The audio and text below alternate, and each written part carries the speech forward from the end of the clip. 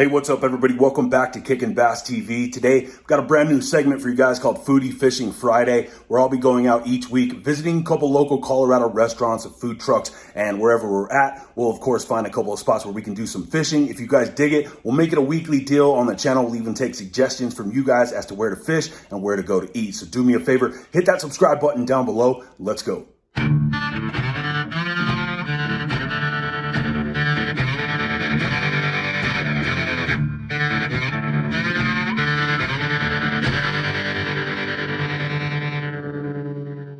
All right, guys, for our first episode of Foodie Fishing Fridays, we're headed up to northern Colorado via 287 to the town of Berthoud to one of my favorite spots to grab a quick breakfast burrito when you're headed out to do some early morning fishing. The Cocina Cantina restaurant is on the corner of 4th and Mountain Avenue in Berthoud with a full outdoor patio indoor dining establishment, but with the added convenience of an early morning breakfast burrito spot that you can pop in starting at 6 a.m., grab yourself a quick bite to eat, and be on your way. We got two burritos that were absolutely massive. No normal human being could eat one of these on their own, but as we all know, I'm not a normal human being. So after eating almost a pound of delicious beef, bean, and green chili, headed out to our first body of water to take advantage of that morning bite.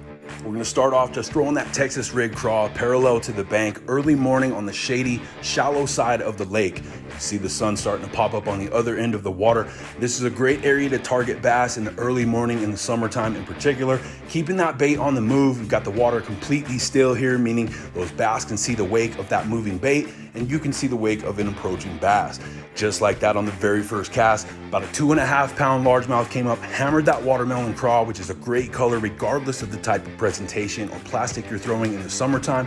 Got a quick look at that one, and then we got him back out into the water.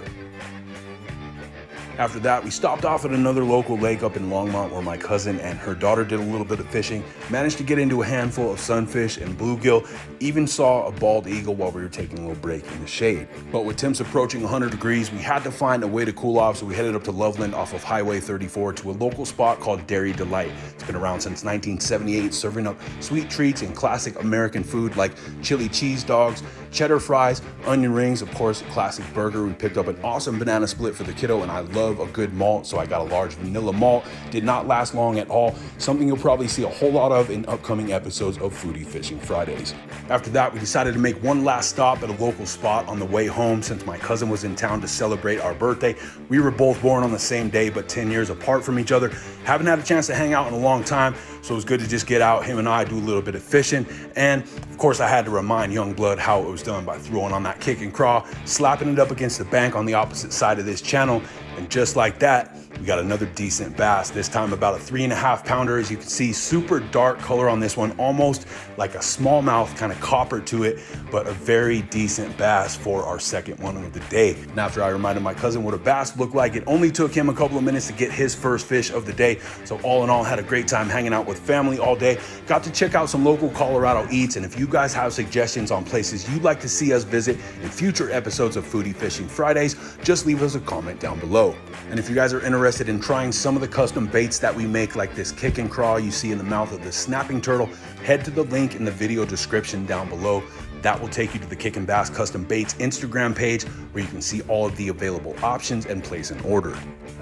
Right as I got him up to the bank, ended up snapping the line, and even if he's a 90s turtle and he's cool with having a face piercing, I didn't want him to swim away with that hook stuck in his face. So luckily I was able to grab my other line, snag him by the shell, bring him in, get that hook out of his mouth, and I was even able to clean his shell up a little bit for him before we got him back out in the water.